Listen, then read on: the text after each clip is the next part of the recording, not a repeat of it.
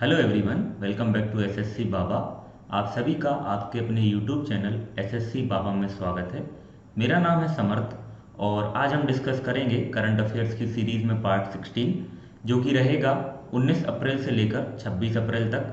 यहाँ पर हम देखेंगे इस वीक के सारे करंट इवेंट्स और यहाँ पर जो भी अपडेट्स हैं वो हम कवर करेंगे।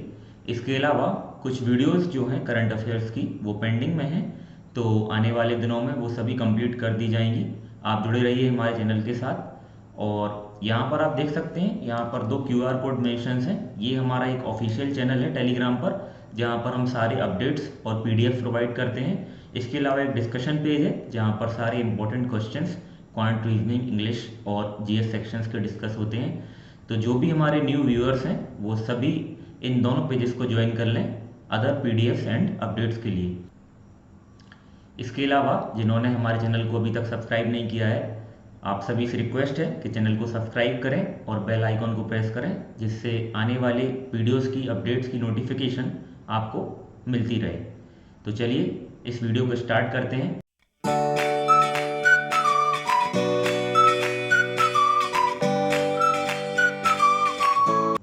तो हम बात करते हैं हमारे फर्स्ट क्वेश्चन की। The first renewable project of Facebook is located in. Facebook की पहली अक्षय परियोजना कहाँ पर स्थित है? तो इसमें चार ऑप्शंस आपके सामने हैं, आप देख सकते हैं। इस क्वेश्चन का करेक्ट आंसर आप गेस कीजिए। इस क्वेश्चन का करेक्ट आंसर है कर्नाटका। तो जो फेसबुक ने पहली डील साइन की है फॉर रिन्यूएबल प्रोजेक्ट, वो किस स्टेट में साइन की है? कर्नाटका में। अब इस प्रोजेक्ट के बारे में मैं आपको बताता हूँ। ये प्रोजेक्ट जो है 32 मेगावाट का प्रोजेक्ट है और ये विंड एनर्जी का प्रोजेक्ट है। ये किस किस कंपनी ने साइन किया है? Facebook plus clean max. Facebook और क्लीन मैक्स इन्होंने मिलकर ये प्रोजेक्ट साइन किया है, जो कि बाय करेंगी renewable energy from this project. तो आपको याद रखना है कि फेसबुक का पहला रिन्यूएबल प्रोजेक्ट जो है वो कर्नाटका में हुआ है। अब कर्नाटका के बारे में कुछ पॉइंट्स हम यहाँ पर डिस्कस करते हैं, वन बाय वन हम देखते हैं कर्नाटका के बारे में। तो कर्नाटका की कैपिटल है, आप सभी को पता होगी, बेंगलुरु। कर्नाटका के जो CM हैं वो हैं BS येदियुरप्पा।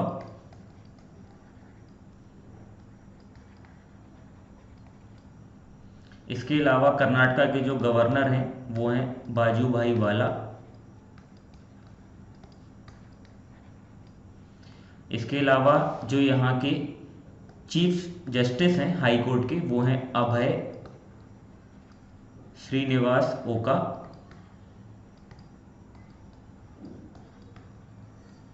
तो ये सारी इंफॉर्मेशन आप नोट करें। अब बात करते हैं हमारे अदर ऑप्शंस की। हमारा सेकंड ऑप्शन था राजस्थान। तो राजस्थान की यहाँ पर कुछ अपडेट देख लेते हैं। Rajasthan launches a new campaign to break chain of corona virus in the state, no mask no movement campaign. Rajasthan ने राज्य में कोरोना वायरस की श्रृंखला को तोड़ने के लिए नया अभियान शुरू किया, no mask no movement campaign. तो इसको आप याद रखें। गवर्नमेंट ऑल्सो अनाउंस्ड अ जन अनुशासन पखवाड़ा JAP और द पब्लिक डिसिप्लिन फोर्टनाइट। सरकार ने एक जन अनुशासन पखवाड़ा या सार्वजनिक अनुशासन पखवाड़े की भी घोषणा की है। तो आपको ये दोनों चीज़ें याद रखनी है। पहला आपको no mask no movement campaign, जो कि राजस्थान में हुआ। सेकेंडली आपको याद रखना है जन अनुशासन पखवाड़ा, ये भी राजस्थान में हुआ। किस लिए हुआ ये? कोरोना वायरस की चेन को ब्रेक करने के लिए, उसको तोड़ने के लिए।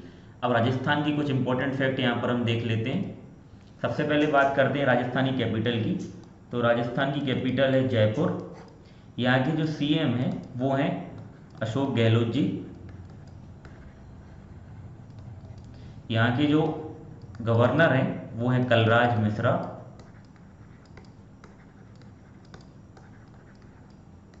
इसके अलावा यहाँ के जो चीफ जस्टिस हैं यहाँ की हाई कोर्ट के, वो हैं जस्टिस इंद्रजीत महंती।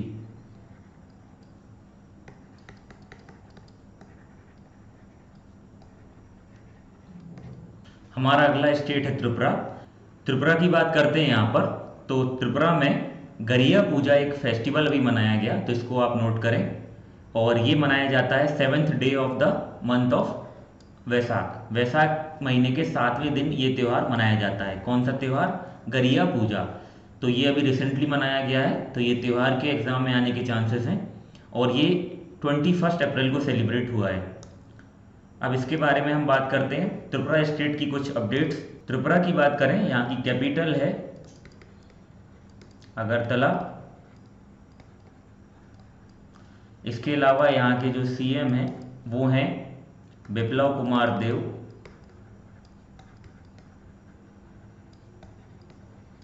यहाँ के जो गवर्नर हैं वो हैं रमेश बैस। और यहाँ के जो चीफ जस्टिस हैं हाई कोर्ट के वो हैं अकील अब्दुल हमीद कुरैशी। तो आप अकील कुरैशी भी याद रखें या पूरा नाम याद रखें, बट ये चारों फैक्ट्स यहाँ पर बहुत इंपॉर्टेंट हैं, इनको आप नोट कर लें। अब यहाँ पर हम बात करते हैं नो योर स्टेट की। ये हमने एक यहाँ पर करंट अफेयर्स की प्लेलिस्ट में एक इनिशिएटिव स्टार्ट किया है कि आने वाली हर करंट अफेयर्स की वीडियो में हम एक स्टेट को कवर करेंगे। तो यहाँ पर सबसे पहले हम उड़ीसा को कवर कर रहे हैं, तो उड़ीसा की सारी अपडेट यहाँ पर हम आपको देंगे। तो यहाँ पर सबसे पहले हम बात करते हैं करंट अफेयर्स के फैक्ट की। तो 2023 में हॉकी वर्ल्ड कप जो है वो उड़ीसा में आयोजित किया जाएगा, इसको आप नोट करें। अब वन बाय वन हम उड़ीसा के इंपॉर्टेंट फैक्ट्स को डिस्कस करेंगे। तो देखते हैं यहाँ पर सबसे पहले हम बात करते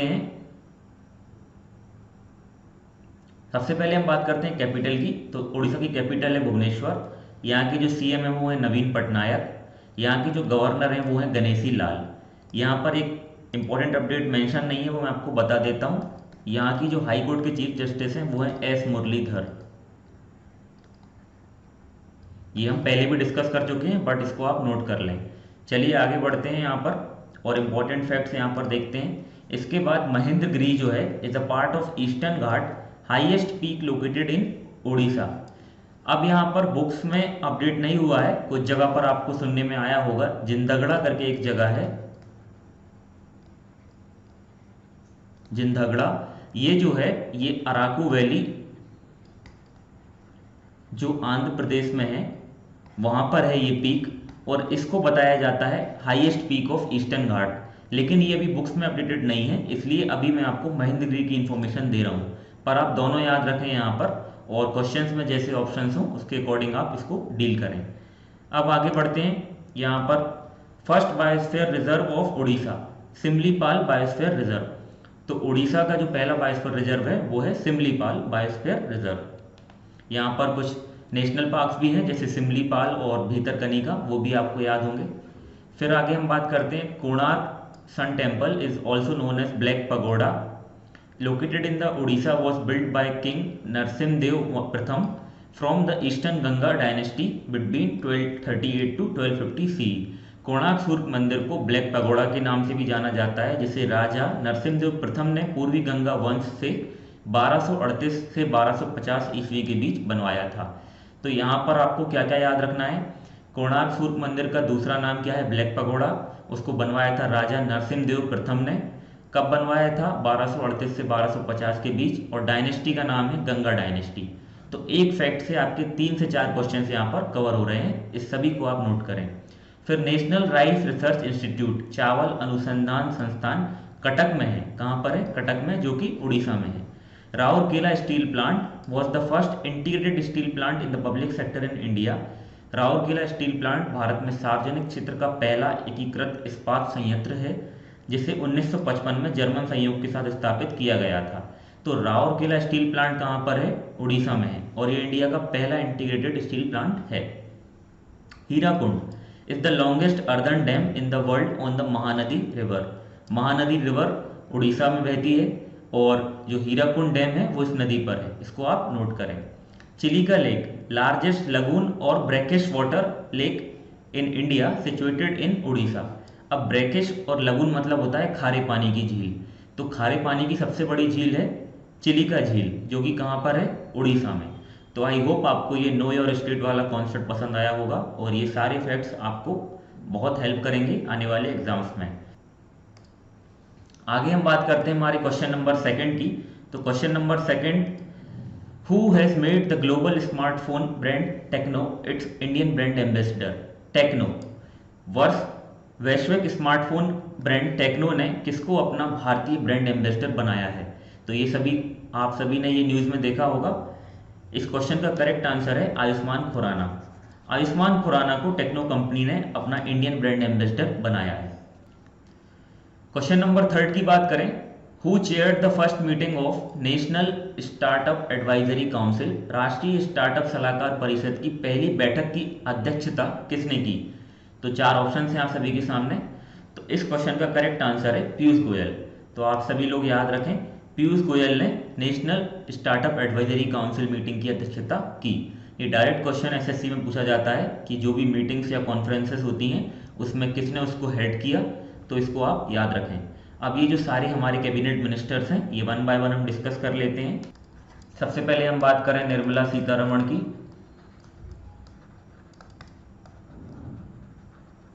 इनके पास है फाइनेंस, वित्त विभाग और कॉरपोरेट अफेयर्स। सेकंड हम बात करते हैं पीयूष गोयल जी की।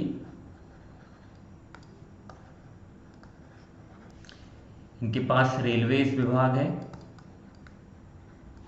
उसके अलावा कॉमर्स एंड इंडस्ट्री, इसके अलावा कंज्यूमर अफेयर्स,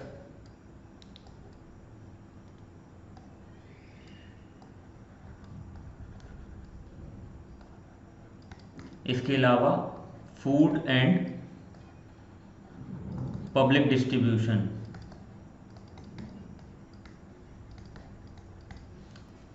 हमारा एक ऑप्शन था राजनाथ सिंह जी, तो ये हैं हमारे डिफेंस मिनिस्टर।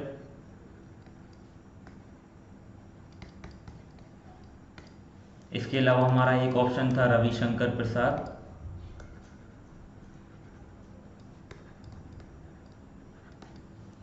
तो ये रविशंकर प्रसाद जो हैं वो हैं हमारे electronics and IT minister, information technology. इसके अलावा इनके पास एक और डिपार्टमेंट है लॉ एंड जस्टिस, और इलेक्ट्रॉनिक्स एंड आईटी को ही कम्युनिकेशन भी यहाँ पर इंक्लूड हो जाएगा।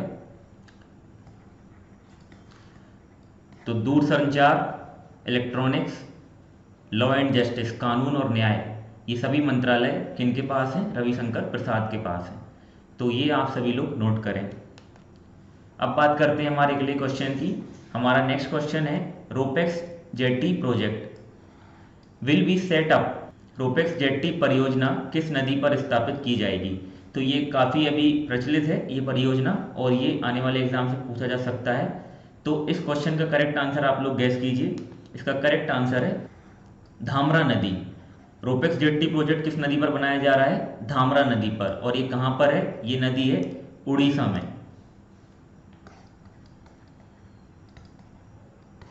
अब यहाँ पर हम डिस्कस करते हैं इसके बारे में। आप देख सकते हैं यहाँ पर ये उड़ीसा का नक्शा है, और ये propelling the growth and connectivity in Orissa through waterways. ये सागरमाला जो हमारा इनिशिएटिव है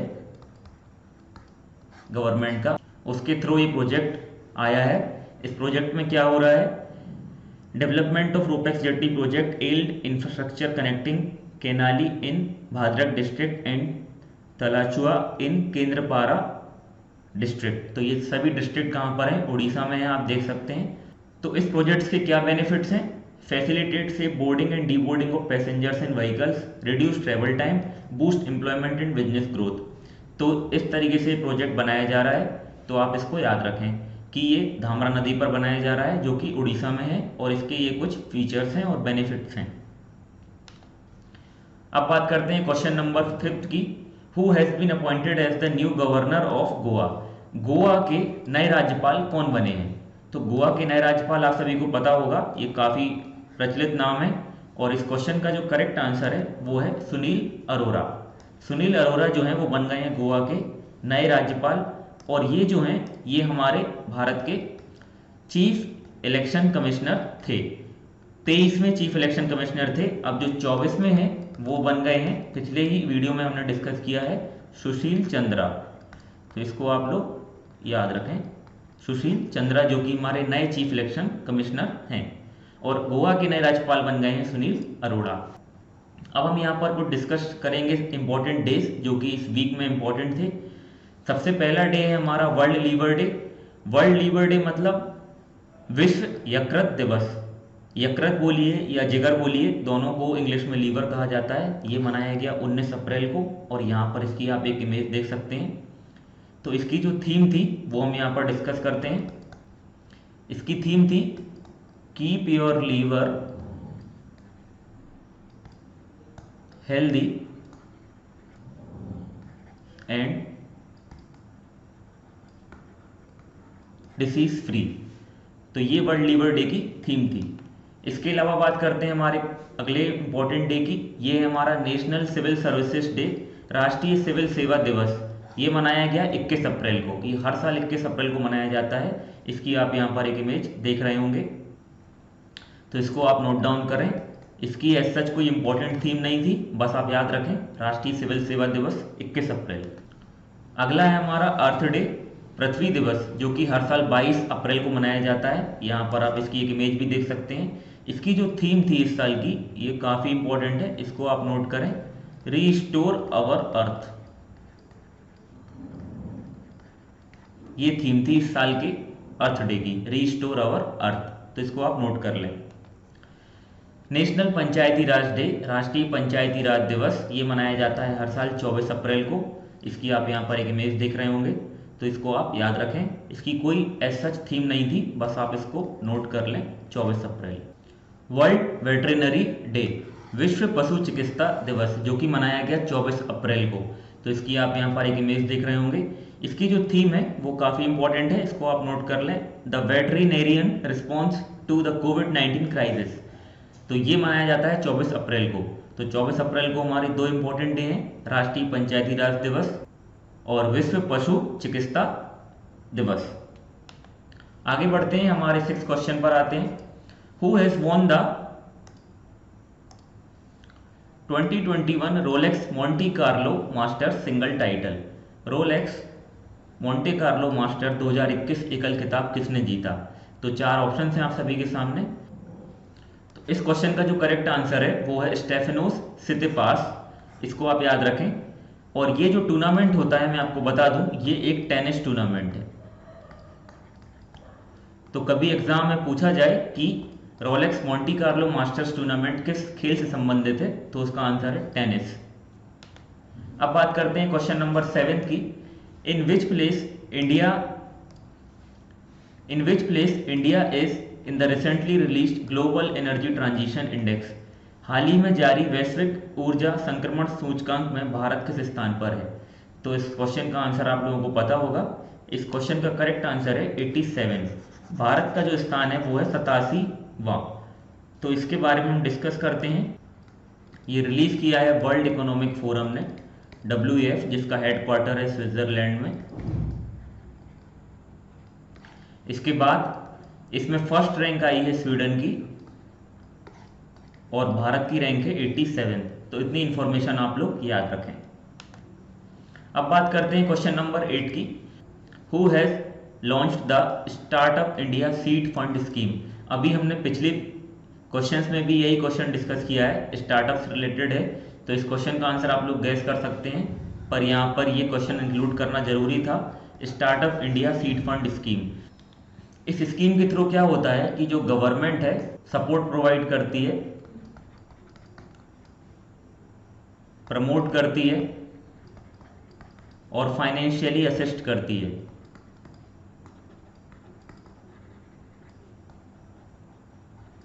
तो इतना आप याद रखें। तो इसका करेक्ट आंसर है Piyush Goyal. Startup India seed fund योजना की शुरुआत जो की है वो की है पीयूष गोयल जी ने। अब यहाँ पर हम कुछ ऑप्शंस डिस्कस कर चुके हैं ऑलरेडी, बट जो ऑप्शंस यहाँ पे अलग से हैं उनको हम डिस्कस कर लेते हैं। हमारा फर्स्ट ऑप्शन था नरेंद्र मोदी। तो आपको पता होगा Narendra Modi ji is the honourable prime minister of our country और इनके पास मल्टीपल डिपार्टमेंट्स हैं, जैसे उनमें से एक है एटॉमिक एनर्जी, पब्लिक ग्रीवेंसेस और एटसेट्रा, कुछ और डिपार्टमेंट्स भी हैं। इसके अलावा हमारा जो सेकंड ऑप्शन था वो था पीयूष गोयल, हम ऑलरेडी डिस्कस कर चुके हैं। हमारा एक ऑप्शन था नितिन गडकरी, तो नितिन जयराम गडकरी जो हैं रोड एंड ट्रांसपोर्ट मिनिस्टर हैं।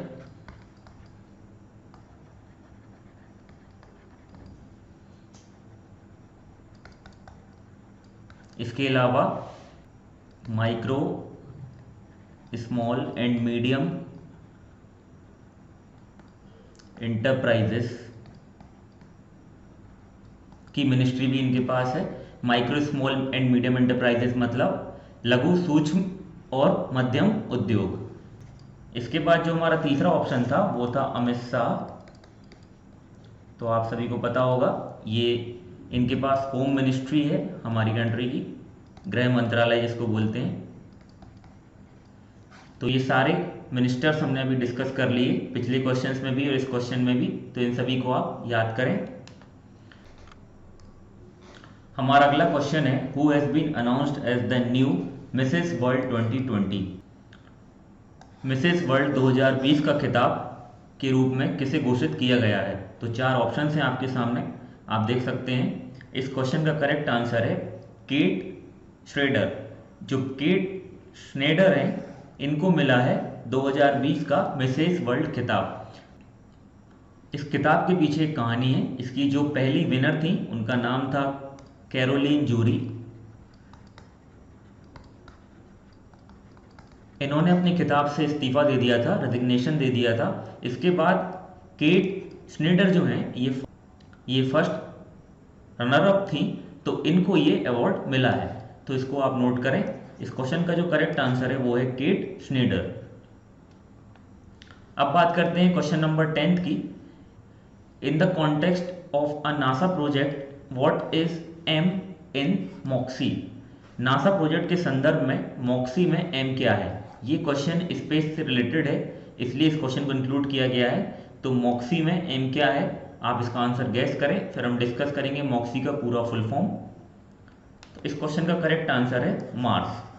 मॉक्सी का जो फुल फॉर्म है मार्स ऑक्सीजन ISRU एक्सपेरिमेंट। ये ISRU भी एक टर्मिनोलॉजी है जिसका फुल फॉर्म है, लेकिन यहाँ पर आपको याद रखना है एम से मतलब है मार्स और ओ से मतलब है ऑक्सीजन। तो ये जो मार्स मिशन है नासा का, उससे रिलेटेड ये टर्मिनोलॉजी है मॉक्सी, जिसमें एम का मतलब होता है मार्स। इसको आप नोट करें।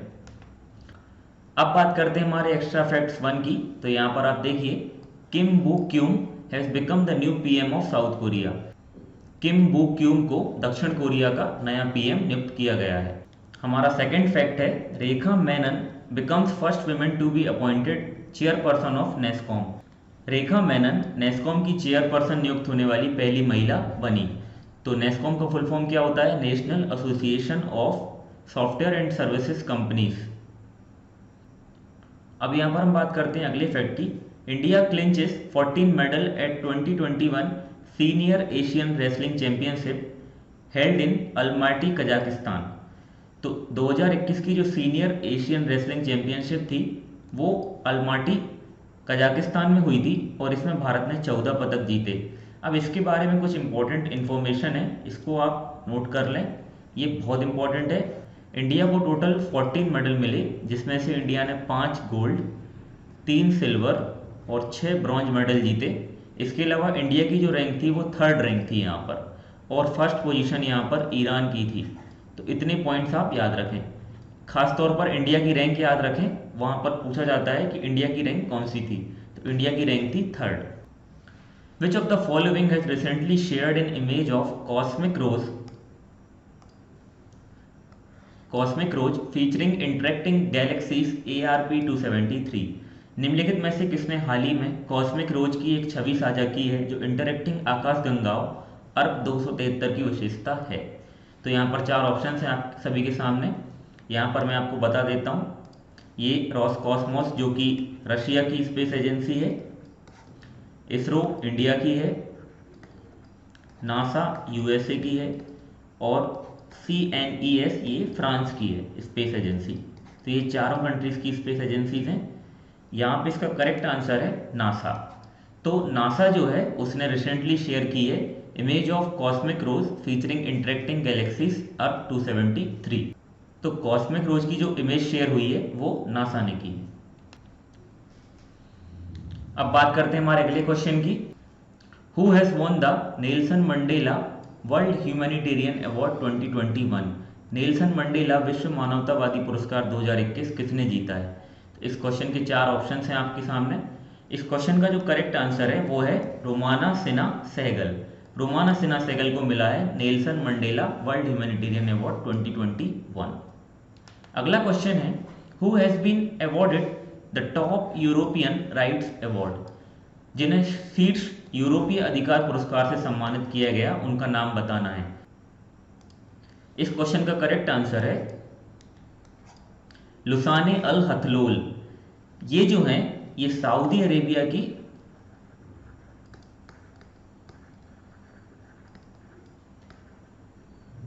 ह्यूमन राइट्स एक्टिविस्ट हैं।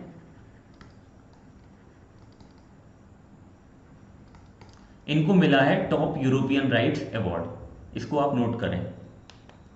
हमारा अगला क्वेश्चन है SBI estimates India's GDP growth for financial year 2021 to 2022।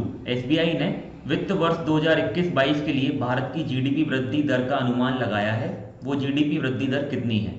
तो इस क्वेश्चन का करेक्ट आंसर है 10.4%। तो ये अभी लेटेस्ट जो SBI ने GDP ग्रोथ रेट बताई है वो है 10.4% इंडिया की। अब यहाँ पर हम बात करते हैं जो कुछ इंपॉर्टेंट फाइनेंशियल ऑर्गेनाइजेशंस हैं उन्होंने इंडिया की GDP क्या फोरकास्ट की है फॉर फाइनेंशियल ईयर 2021 टू 22। तो यहाँ पर हम वन बाय वन डिस्कस करेंगे। ये लेटेस्ट प्रेडिक्शंस हैं GDP की। सबसे पहले हम बात करेंगे वर्ल्ड बैंक। वर्ल्ड बैंक ने GDP बताई है 10.1%। फिर बात करेंगे हम RBI reserve bank of India. RBI ने प्रेडिक्ट की है 10.5%। फिर ADB एशियन डेवलपमेंट बैंक इसने प्रेडिक्ट की है 11%। इसके बाद हम बात करते हैं IMF इंटरनेशनल मॉनेटरी फंड।